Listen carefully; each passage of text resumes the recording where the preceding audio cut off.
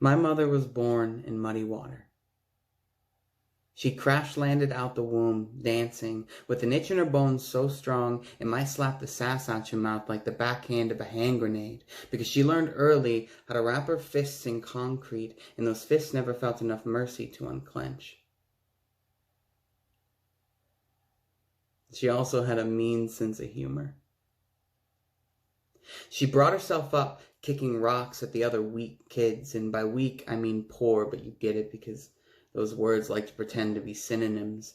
Those kids, they weren't aware that the chips ripped right into their shoulders were bred special just for them, like the wool stripped off sheep. She shot straight out of a brick-and-mortar cannon blast and landed on the other side of a waterfall some folks called train tracks, and she never learned what it was people expected her to prove. She was a dirty, curly-cued, rat's nest gutter kid with a blinding smile strangling pent-up aggression she found lying on the ground somewhere between the day she learned to walk and the day the first person she loved laid hands on her. 6 feet off Canal Street, just down the road from the French Quarter, and if you don't know what down the road means, you've never been there. Her name was Jo. But I call her Mom.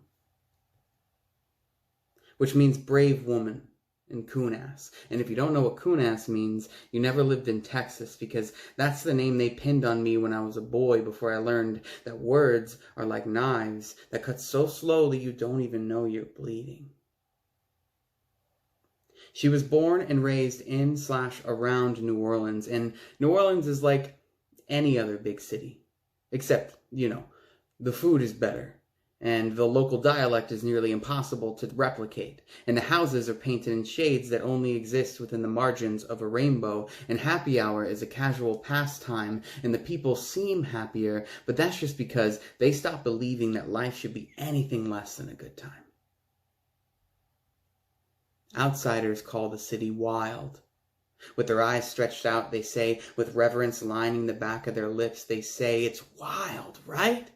Wild, wild, like a planet not plagued by deforestation or the plastic industrial complex or oil spills or carbon or people." She's a city so wild, not even an errant ocean can tame her. And he has tried. I like to think that my mom was friends with that city. A city she couldn't fall out of love with, no matter how many years she spent walking the dusty back roads of small Texas towns. I like to think that long before she drowned herself in smoke, she and that city would sit and smile and reminisce on what it means to breathe. You see, it's not impossible to breathe here. It's just not something they teach in small places. My mom, she was a breath of fresh air, or a nicotine stain, growing dark in a patch of sunlight too bright to make out the details, but she never stopped making small talk with strangers. She never stopped searching for buried treasure. She never stopped messaging me stupid, nonsensical gifs every morning. She never stopped guilting me into spending more time with her. She never stopped working 2 jobs. She never stopped raising her boys. She never stopped throwing cluster bombs at moving trucks, never afraid they might turn around and violate her the way some people felt entitled to, never afraid of the petulant fist she couldn't seem to get away from, no matter how far the ocean took her, never afraid to die with a smile on her face, coated in nicotine and brittle bones. She never stopped. Until she did.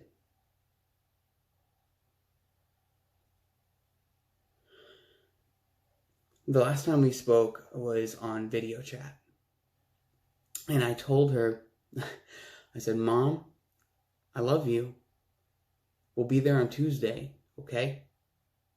And she rolled her eyes and said, stiff with sarcasm, and her eyes were wild like they were too big, too manic to close. She said, "Uh-huh,"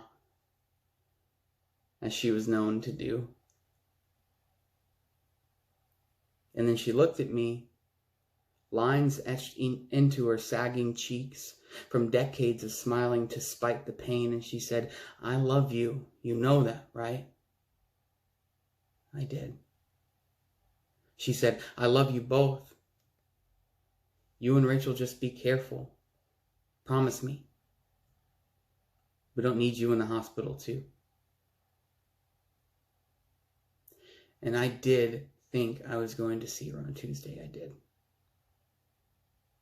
But when I got there, brain-addled, caffeine injected right up into my jugular because it was a frantic, fragile 5-hour drive at 4 in the morning. What I saw when I got there, it wasn't her. And I know it wasn't her because half her brain had atrophied.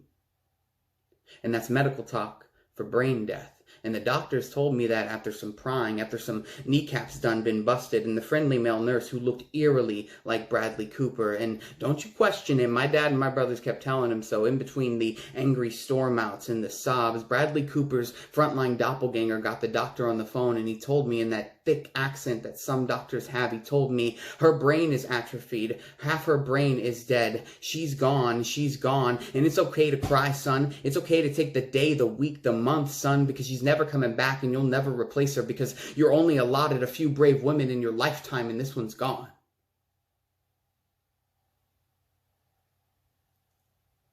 I also know it wasn't her because she wasn't smiling. And the way the ventilator forced the breath into her chest, I thought, no, she didn't breathe like that. Not so rough, not so rhythmic. That woman could dance, sure, but it was more of a side-to-side sway with snaps intersecting, her face spread out with laughs so big you could fit a solar system inside, her cheeks stained magnolia pink because of how embarrassed she was, and she'd never admit it.